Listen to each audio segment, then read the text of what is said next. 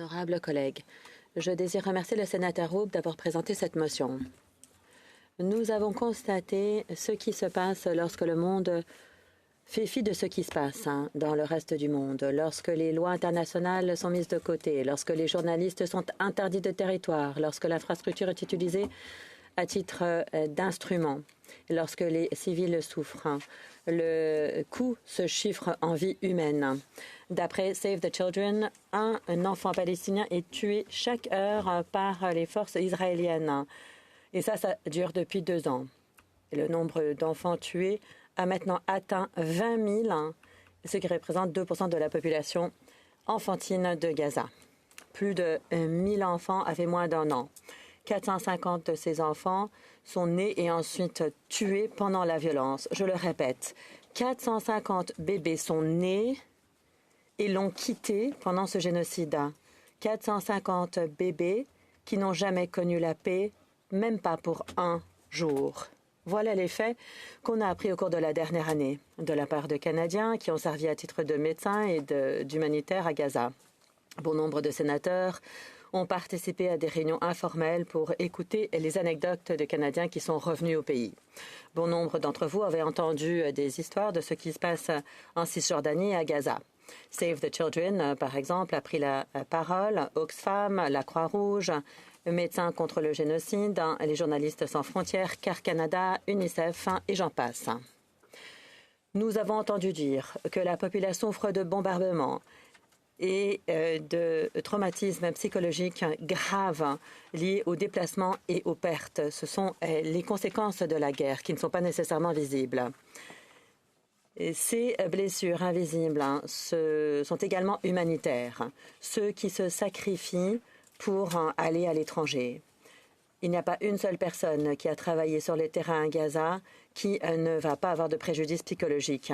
Il n'y a pas une seule personne qui va pouvoir oublier ce qui a été vu. Et pourtant, ces gens y sont allés. Ils sont revenus ici pour partager leurs anecdotes.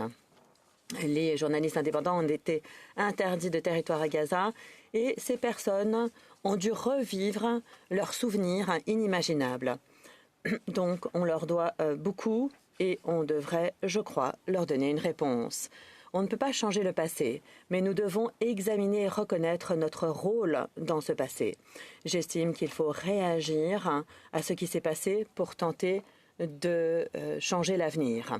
D'après l'Organisation mondiale de la santé, 1 personne sur 5 qui vit en zone de conflit a des problèmes de psychologie mentale. À Gaza, même avant la dernière guerre, plus de la moitié de tous les enfants avaient des symptômes de stress post-traumatique, d'après une étude de 2020.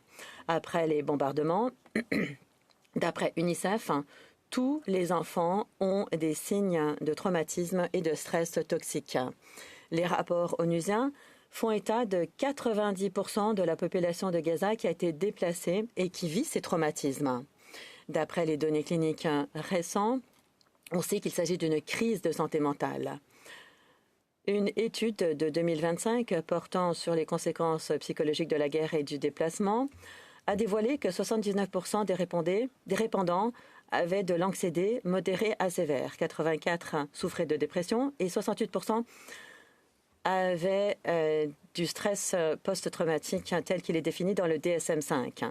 Près de 2 tiers avaient des symptômes de ces 3 problèmes en même temps. Et la majorité n'avait pas d'emploi, avait été déplacée dans des camps et plus d'1 sur 5 avait perdu un membre de sa famille. Les chercheurs ont conclu que la population déplacée à l'intérieur de Gaza est confrontée à des taux très élevés de troubles psychiatriques et que les interventions en matière de santé mentale doivent être prioritaires pour soutenir le rétablissement à long terme de la société. Aussi terribles que soient ces statistiques, elles ne sont pas inattendues. Nous savons que ce que la terreur et les privations prolongées font à l'esprit humain. Elles brisent les communautés, alimentent le désespoir et rendent le rétablissement beaucoup plus difficile. En Bosnie, 10 ans après la fin de la guerre, environ 1 citoyen sur 10 vivait encore avec le syndrome de stress post-traumatique.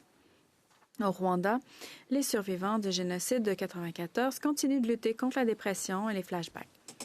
Une étude réalisée en 2018 sur la population a révélé que 35 % d'entre eux souffraient de dépression majeure et 28 % du syndrome de stress post-traumatique. L'ancien sénateur Roméo Dallaire, qui a lutté publiquement contre le SSPT à la suite du génocide, s'exprime ainsi. « Il n'y a pas de facteur temps pour le SSPT », a-t-il déclaré.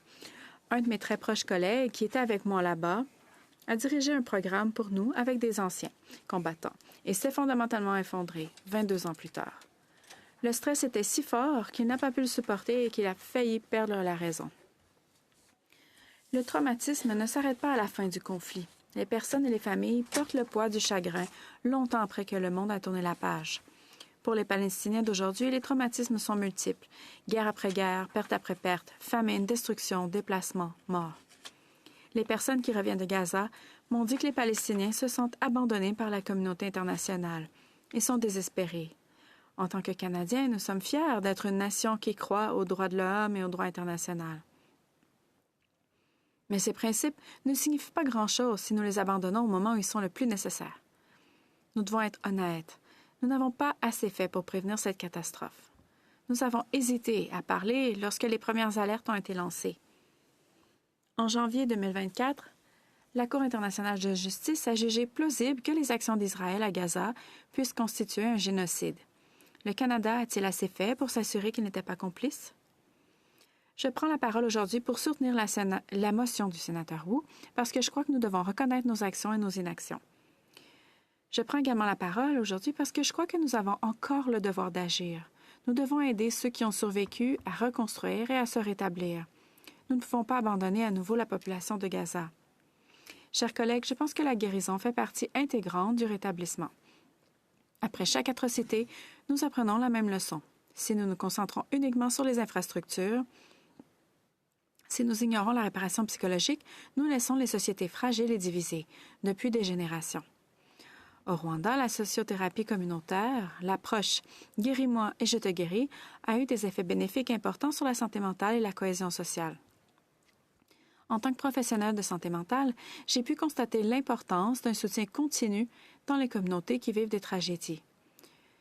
Nous savons que la suicidalité devient une réalité importante et qu'il faut s'en préoccuper pendant de nombreuses années après la tragédie. Dans ce cas, ce sont des générations d'interventions psychologiques qui seront nécessaires.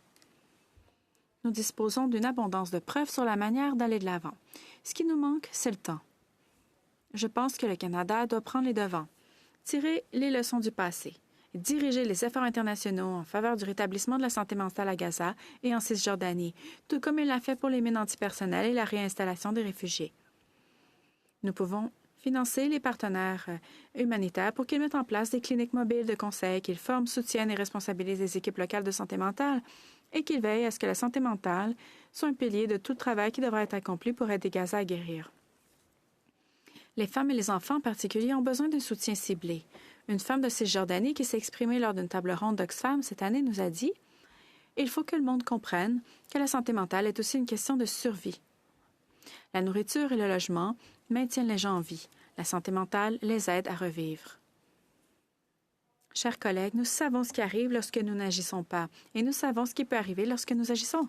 Le Canada a la capacité et la crédibilité nécessaires pour aider à reconstruire des vies des maisons.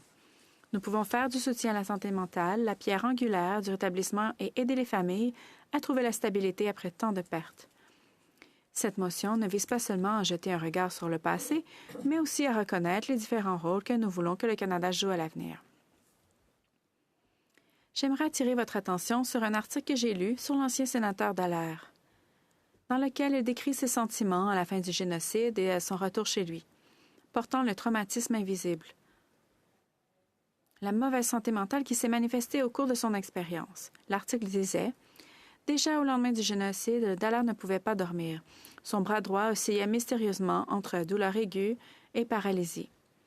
Et une voix au fond de sa tête criait sans cesse « Pourquoi le reste du monde fait-il comme si de rien n'était? » Chers collègues, nous ne pouvons pas défaire le passé, mais nous pouvons choisir d'être présents maintenant. Nous pouvons choisir de réagir. Nous pouvons choisir de diriger avec soin, avec décence et avec les valeurs humanitaires que nous attendons de nous-mêmes. Tout ce qui reste aux Palestiniens, c'est l'espoir. Nous ne pouvons pas continuer à faire comme si rien ne s'était passé. Merci. Marcy.